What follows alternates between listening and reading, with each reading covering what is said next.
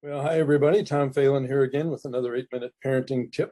And today we are talking about bonding with your kids. Bonding is pretty important. If you recall, let's review a little bit of 1, 2, 3 Magic first. Remember, we had 3 parenting jobs in 1, 2, 3 Magic. The first was controlling obnoxious behavior like whining, teasing, and all that. For that, we use counting. Then we have encouraging positive behavior, going to bed, staying in bed, eating, doing homework, and so on. We have half a dozen different tactics. And then we have bonding with your children as our third parenting job and our main topic today. Now, let me say right off the bat, if you do jobs 1 and 2 correctly and well, a lot of bonding is going to occur because there's a natural tendency for kids to want to please their parents, and there's a natural tendency for parents to love and find their children cute and often adorable. So let's talk about bonding specifically. What else can you do? First thing is what I call sympathetic listening. Your kids a lot of times are going to come up with a statement that's going to throw you for a loop. Your 8-year-old child comes home and says, my music teacher is an idiot, for example, catches you off guard. Which role do you want to be in, the warm and friendly role or the demanding and firm role? You want to be in the warm role on this one. It's time for sympathetic listening, and you want to say to this little girl, why, what happened? You don't want to say that's not a nice way to talk about your music teacher. Why, what happened? This is sympathetic listening. When you're listening, you have 2 goals. One is to understand what the other person is saying. Could be a child, could be your husband, partner, wife, whatever. And you want to let them know that you understand what they are saying. So those are your 2 goals. How do you decide if you're a good listener or a bad listener? It's pretty simple. You're a good listener if, while your child is talking, you're really trying to understand what they're telling you. You're a bad listener if, while your child is talking, you are preparing your rebuttal. Now, keep in mind, there's times to listen and times not to listen. Bedtime, after bedtime, is not a time to be listening about why they don't want to go to bed. But when the little girl comes home from school, says that comment about her music teacher, that's time to listen. That's the warm side. Listening is not always easy. This is a common problem today. You see it in the grocery stores and cars. You see it everywhere. The phones are competing with the kids for the parents' attention. Certainly doesn't mean you have to give your kids all your attention, but think about it. We are on our phones way too much, about 5 hours a day, more.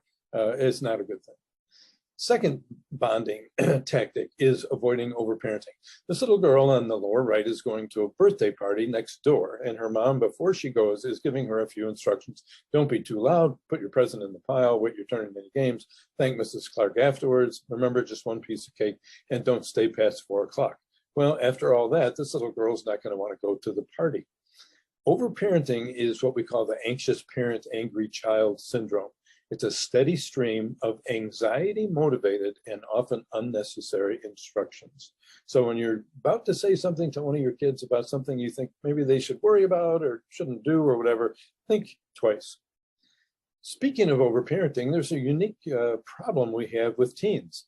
Here's a teen, 16-year-old boy sitting down with his parents to dinner, and the mom says, how was your day? To this teen, this is overparenting. You say, what are you talking about? This is overparenting because this teen translates mom's question into this. Did you screw up anything today that we need to know about? And they react to, fine, nothing, I didn't do anything, and they hardly want to talk. What are you going to do? Talk about yourself, talk about politics, talk about something else. But if you get this kind of reaction to that question, please don't ever ask, how was your day again, to a teenager. Third tactic here, it's one-on-one fun. One child, one parent enjoying the same thing at the same time. In our culture, we have an odd focus on whole family activities. You may think, what are you talking about? An odd focus on whole family activities.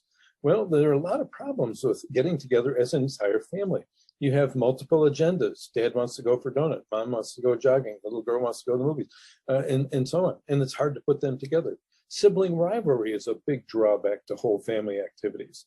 Kids cherish one-on-one time with a parent, but we often don't set that up. We always do everything as a family. And us dads have a disadvantage when it comes to bonding with our kids because we didn't spend 9 months with the child before the baby was born like our wife did. So what's the answer? The answer is what I call divide and conquer. One-on-one, one parent, one child enjoying the same thing at the same time.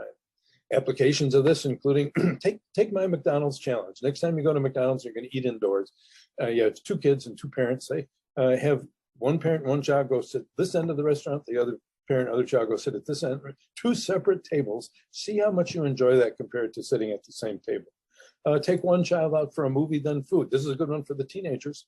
What about mom's free time? This goes together with dad's secondary child care hours. A lot of you moms feel stuck at home, but you forget that dad is there for purposes of emergency, and a lot of people don't want to call it babysitting, but you can go out when dad is there because the dad will be a good parent. He'll watch after everybody and so on. So get out of there. Maybe take one child with you, go out by yourself, go out exercise, go out with a friend for dinner and so on. But a lot of moms don't take advantage of the other parent being home, whereas a lot of dads do take advantage of moms being home, and they go, what? Golfing is the often the example that's used. Another possible application of the divide and conquer routine is what I call independence training. One parent, one kid enjoying the same thing, like what? Like you train one of your kids to do their own laundry. You train one of your own kids to do shopping or to do cooking or so on. It's fun. And you're also getting the kids to be more independent and more on their own.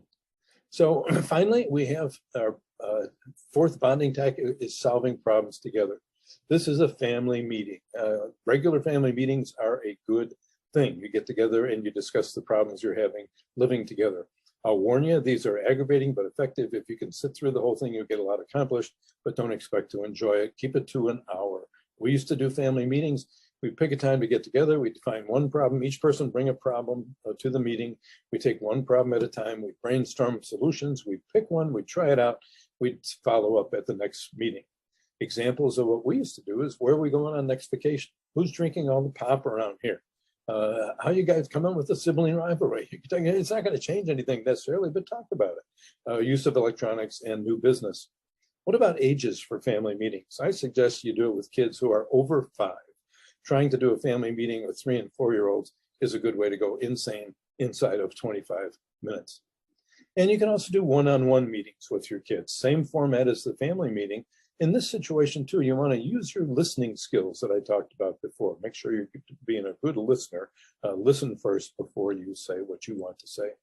So in summary, bonding involves parenting jobs 1 and 2, obnoxious behavior and good behavior, but it also involves these other 4 things. Listening to your kids well, avoiding overparenting, one-on-one fun. My favorite is one-on-one fun and solving problems together.